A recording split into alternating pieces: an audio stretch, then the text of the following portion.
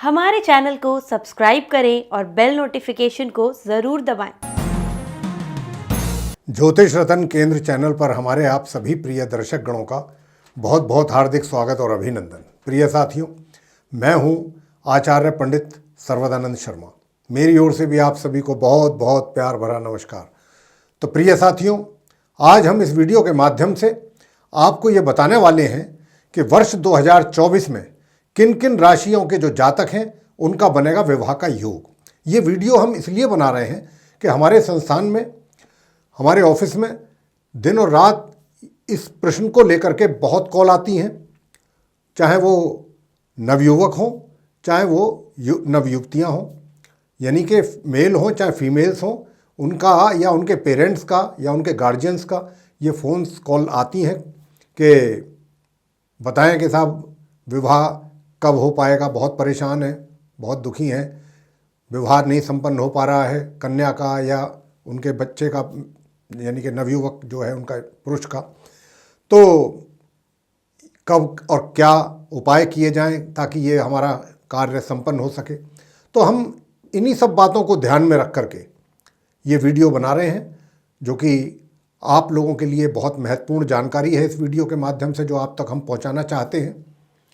तो साथियों, चर्चा को आगे बढ़ाते हुए सबसे पहले तो ये जानेंगे कि जो हमारी 12 राशियां हैं, मेष से लेकर और मीन लगन राशि तक के जो हमारे जातक हैं, कौन कौन से ऐसे राशि के जातक हैं कि जिनका वर्ष 2024 में बन रहा है विवाह का योग।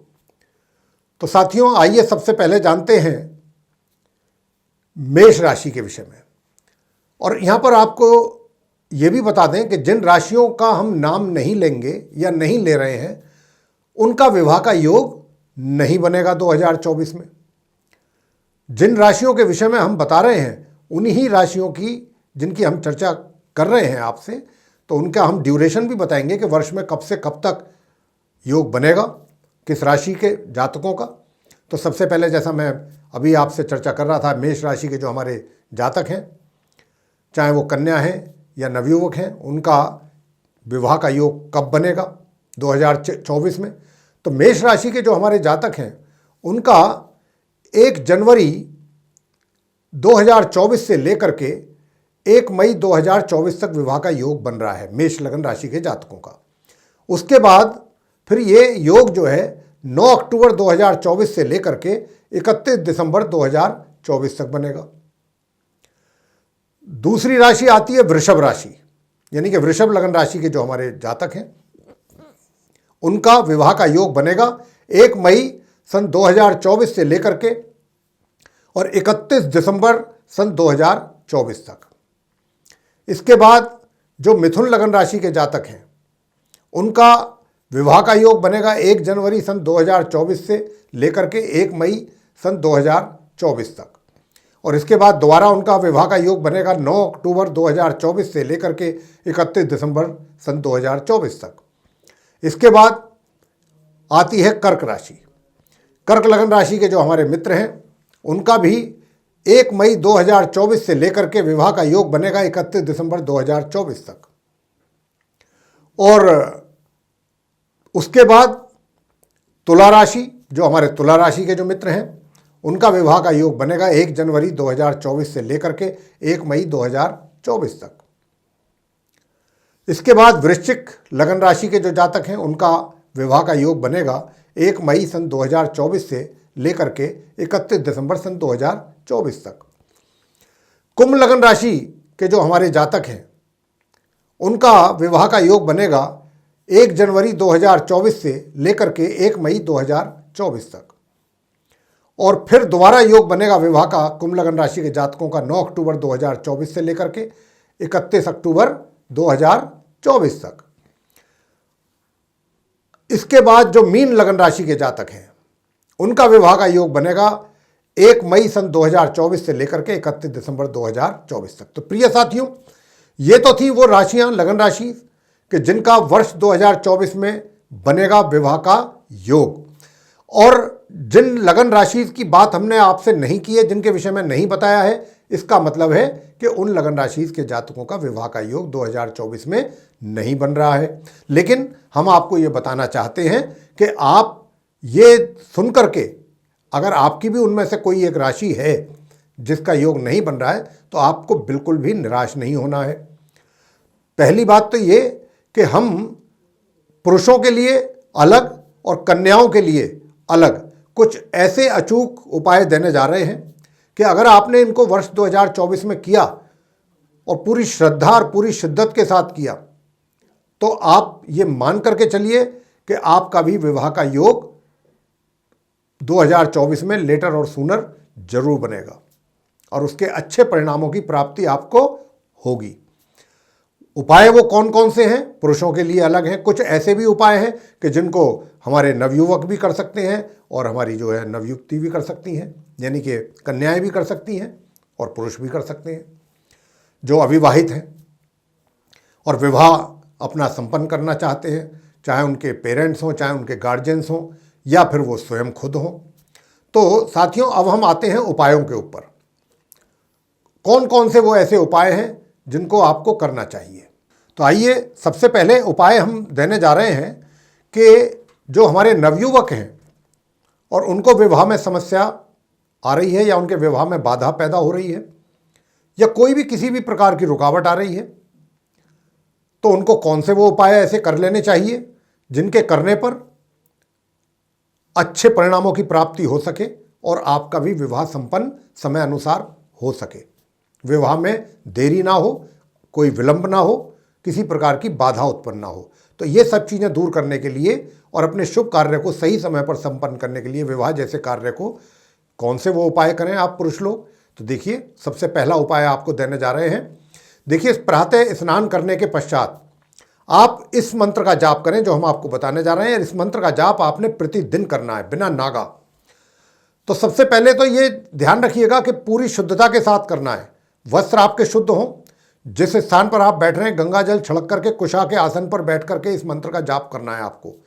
पूरा वातावरण वहाँ पर शुद्ध होना चाहिए, आपके कपड़े भी शुद्ध होने चाहिए। स्नान आदि करने के पश्चात आपको ये कार्य करना है, ये उपाय।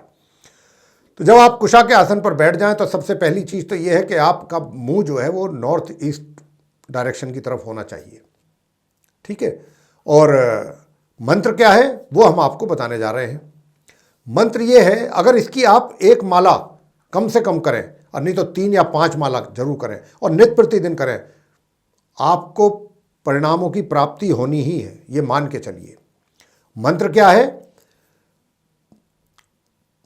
पत्नीम मनोरमाम देहि मनोवृत्तानुसारणीम तारणीम दुर्ग संसार सागरस्य क्लोद बोवाम, ये मंत्र हो गया। इस मंत्र का आप 1 माला या 5 माला या 3 माला नियमित रूप से करें, नियमित रूप से, परिणाम आपको अवश्य मिलेगा।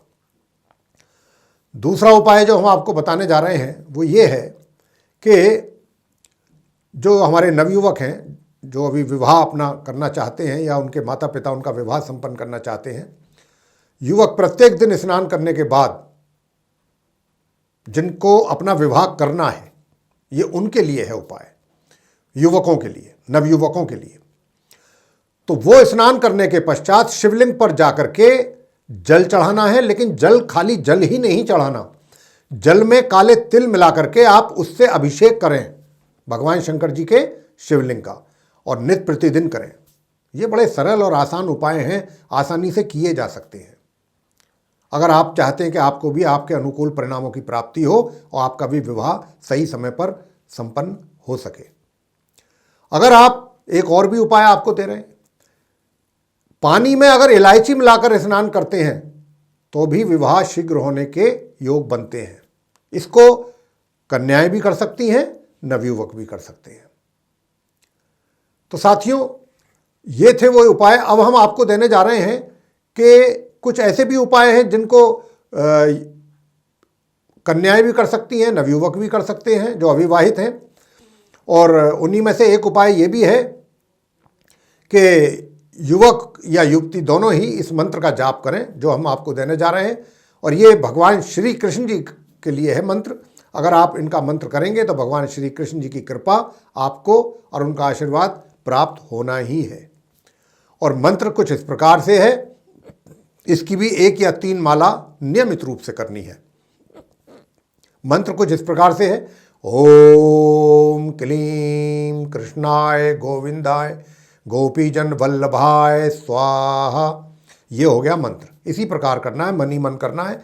मैं तो इसलिए लाउडली बोल रहा हूँ ताकि आपको समझ में आ जाए, आप समझ सकें, लेकिन आपको मन ही मन बोलना है। अपने जो भी मंत्र का उच्चारण करने या कभी भी किसी मंत्र का उच्चारण किया जाता है तो उसको मन ही मन, बस होठों तक ही शब्द रहने चाहिए, वातावरण में वो शब्द नहीं गूंजने चाहिए। इस बात का ध्यान हमेशा रखा जाना चाहिए जब भी मंत्रों का जप किया जाए। और ये तो हमने बताया कि युवक और युवती दोनों ही इस उपाय को कर सकते हैं। कन्याएं जो हैं वो पार्वती चालीसा का पाठ, शिव चालीसा का पाठ दोनों करें। ये उपाय नवयुवक और जो हमारी कन्याएं हैं वो भी कर सकते हैं, दोनों करें। शिव चालीसा का पाठ और पार्वती चालीसा का पाठ आप करें। और अगर इस उपाय को आप सावन के महीने में करते हैं तो अति सुंदर। यूँ तो आप इसको रोज ही करें, नियमित रूप से करें, लेकिन सावन के महीने में इस उपाय को करने से इसके बड़े शीघ्र और बहुत अच्छे परिणामों की प्राप्ति होती है। और इसके उपरांत जब ये आप कर लें पार्वती स्तोत्र और पार्वती चालीसा और शिव चालीसा का पाठ, तब आप उसके पश्चात करें राम रक्षा स्तोत्र का पाठ। तब आपका पूरा ये उपाय कंप्लीट होगा। इसको कन्याएं भी करें और नवयुवक भी करें जो अविवाहित हैं। अब जो ये उपाय हम देने जा रहे हैं इसको कन्याएं भी करें, नवयुवक भी करें जो अविवाहित हैं। क्या करना है, प्रत्येक सोमवार को 1200 ग्राम चने की दाल और 1.25 लीटर कच्चा दूध आपको दान करना है। जब तक ना विवाह हो जाए तब तक ये उपाय करते रहिएगा। ये इसमें आपको ध्यान रखना है कि विवाह जब तक आपका संपन्न ना हो जाए तब तक इस उपाय को करना ना छोड़ें। और अच्छा रहेगा अगर आप इसको सावन के महीने में करते हैं तो इसके बहुत ही उत्तम परिणाम प्राप्त होते हैं इसको करने पर। वैसे भी आप रोज़मर्रा कर सकते हैं, और अगर सावन के महीने में किए जाएं भगवान शंकर जी के और माँ पार्वती जी के उपाय तो फिर बात ही क्या है। दूसरा उपाय आपको बता रहे हैं कि भगवान शिव जी एवं पार्वती जी की पूजा आप करें, और ऐसे मंदिर में जाके करें जहां माँ पार्वती और शिव जी की मूर्ति हो एक साथ। और अगर वहां पर नहीं है किसी वजह से तो आप अपने घर में भी, अपने पूजा घर में पार्वती जी और भगवान शिव जी की मूर्ति की पूजा रख करके कर सकते हैं, सामने रख करके। और मंत्र क्या है जिसका आपको करना है जप, और मंत्र करने से पहले 5 नारियल आप भगवान शंकर जी की या जो पार्वती जी की मूर्ति है एक साथ, उसके आगे आपने, या उनकी जो फोटो है, चित्र है, उसके आगे 5 नारियल रख दीजिए। और उसके बाद बैठ करके आप 1 माला, 3 माला या 5 माला का इस मंत्र का जाप करें। और मंत्र कुछ इस प्रकार है, ओम श्रीम वरप्रदाय श्री नाम है, बस इतना सा मंत्र है। इसको आप करें, 1 माला, 3 माला या 5 माला, ये आप करें। इसको कन्याएं भी कर सकती हैं और नवयुवक भी, अविवाहित जो हैं वो करें। और अगर ये जो 2 उपाय अभी तक हमने दिए हैं, एक तो वो चने की दाल का और 1.25 लीटर कच्चे दूध का दान प्रत्येक सोमवार को, और एक ये जो उपाय अभी हमने जो बताया है अभी, ये दोनों उपाय मंत्र के साथ, ये है सावन के महीने में भी अगर किए जाएं तो बहुत ही अति उत्तम। इसके अतिरिक्त नियमित रूप से अर्गला स्तोत्र का पाठ भी अगर किया जाए तो उसके भी बहुत अच्छे परिणाम प्राप्त होते हैं, लेकिन ये भी नित्य प्रतिदिन किया जाना चाहिए बिना नागा।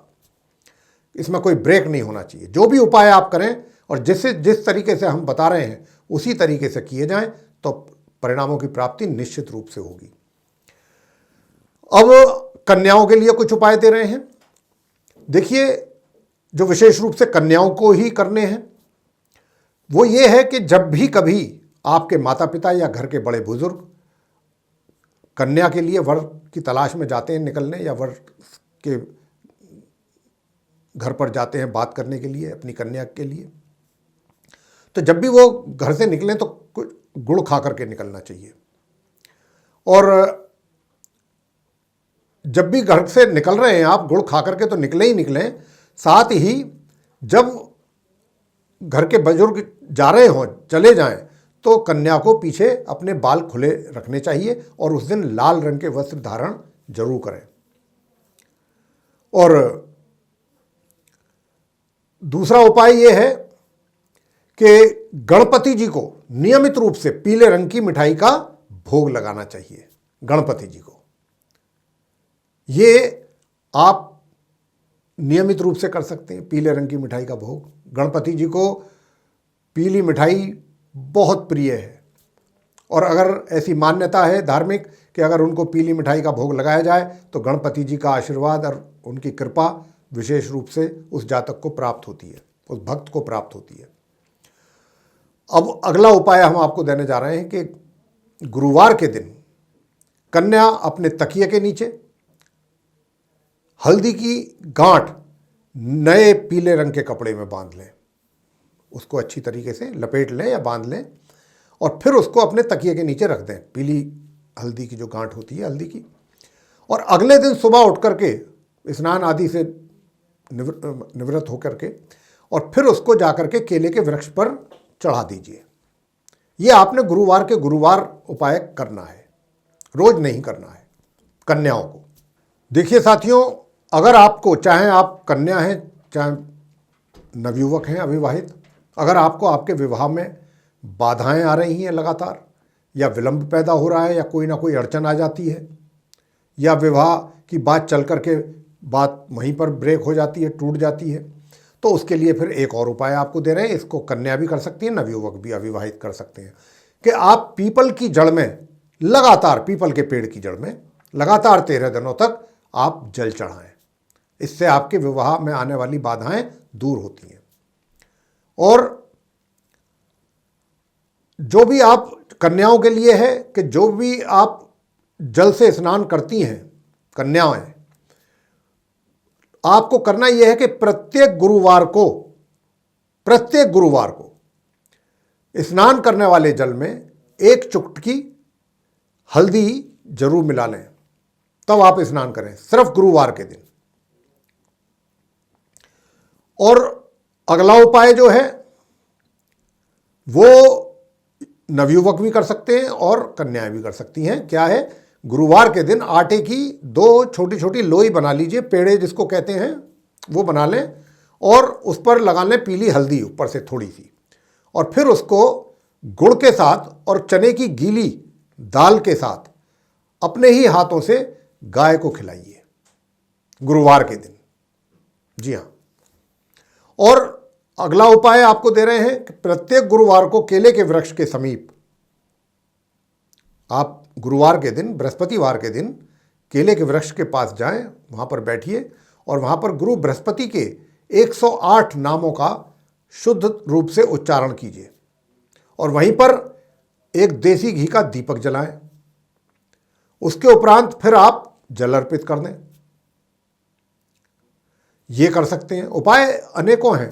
और साथियों, अब ये तो रहे कुछ ऐसे उपाय, अब दूसरे उपाय भी आपको बताना चाहेंगे कि कुछ बाधाएं तब आती हैं या डिले होता है विवाह में,